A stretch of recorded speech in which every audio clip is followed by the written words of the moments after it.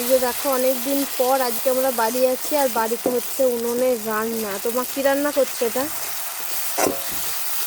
এটা রান্না করছি ডিমের কারি। কি কি দিয়েছো মশলা এতে? মশলা সবই আছে, আদা রসুন পেঁয়াজ গরম মশলা জিরে টমেটো চিনি স্বাদ মতো লবণ হলুদ। তো তারপর দেখো খুব সুন্দরভাবে মশলাটা কষিয়ে নিয়েছে আর এবার দিয়ে দিল ডিমগুলো। আজকে কিন্তু রান্নাটা খুব সুন্দর হচ্ছে, লাল লাল ঝাল ঝাল ডিমের কষা। আর আমার এটাই একটু বেশি ভালো লাগে খেতে, তাই মাকে বললাম আজকে এটাই করতে। আমার ডিমের ঝোলটা আবার কেন জানি পছন্দ হয় না। এবার নামানোর সময় একটু বাটা গরম মশলা দেবো আর একটু ঘি আর দেবো। মশলাটা কিন্তু পুরোটাই মা শিলে পিষেছে। আর শিলে পিষে রান্না মানে শিলে পিষা মশলা আর কাঠের জালে রান্না দারুণ টেস্ট।